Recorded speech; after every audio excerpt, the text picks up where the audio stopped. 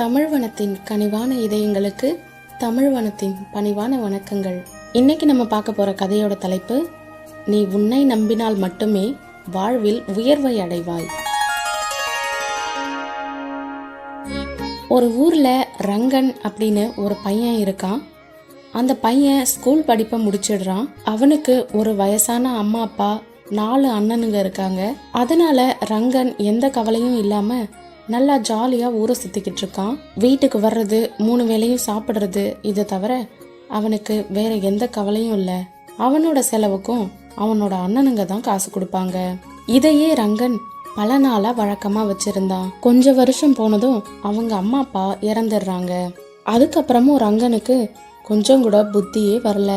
அதான் அண்ணனுங்க இருக்காங்கல்ல, அவங்க பாத்துக்குவாங்க அப்படின்னு சொல்லிட்டு எந்த கவலையும் இல்லாம ஊரை சுத்திக்கிட்டு இருந்தான். அதுக்கப்புறம் கொஞ்சம் வருஷம் போனதும் அவனோட 4 அண்ணனுங்களும் கல்யாணம் பண்ணி வேற வேற ஊருக்கு போயிடுறாங்க.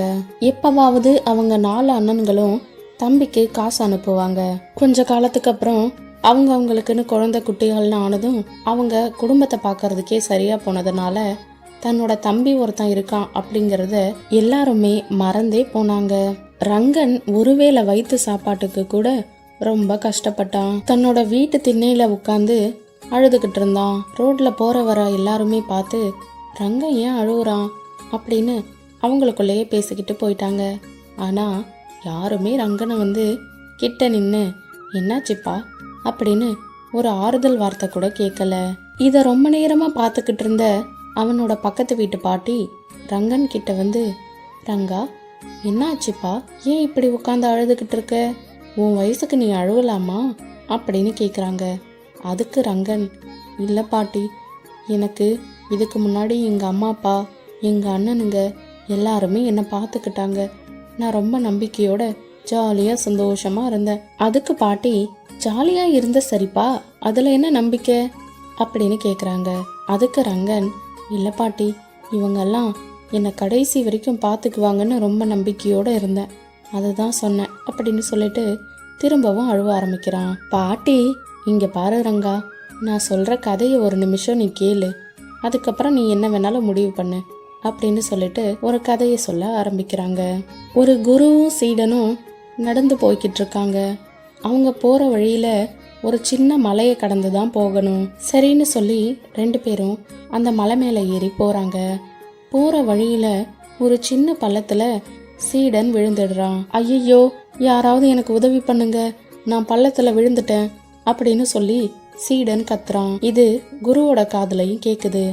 ஆனா எதுவுமே பேசாம அமைதியா நடந்து போய்கிட்டே இருக்காரு. சீடன், ஐயோ, குருவுக்கு நம்ம விழுந்தது தெரியல போல இருக்கு அப்படின்னு நினைச்சுக்கிட்டு ரொம்ப வேகமா கத்துறான். யாராவது எனக்கு உதவி பண்ணுங்க, நான் எப்படியாவது மேல வரணும் அப்படின்னு கேக்குறான். குரு அதையும் காதுல வாங்கிட்டு நடந்து போய்கிட்டே இருக்காரு.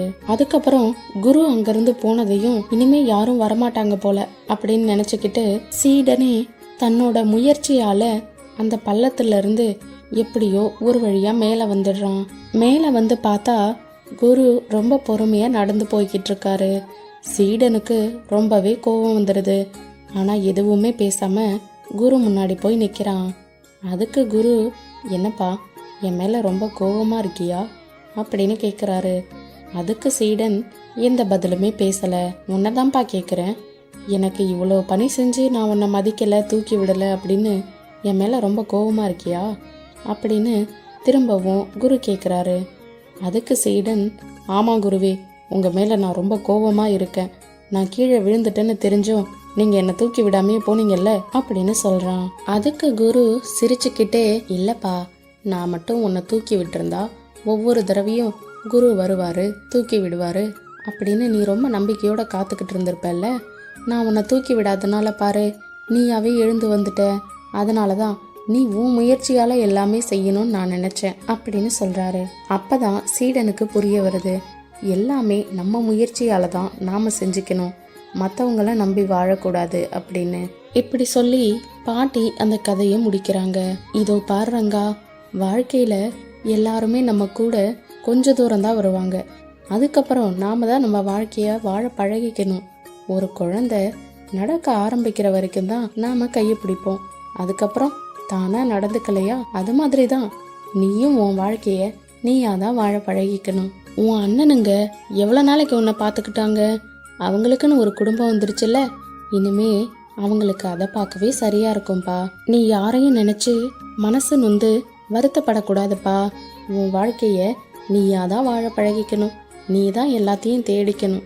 அண்ணன் தம்பியா இருந்தாலும் வாயும் வயிறும் வேற தானே. எவ்வளோ நாளைக்கு உன்னையும் அவங்க பார்ப்பாங்க.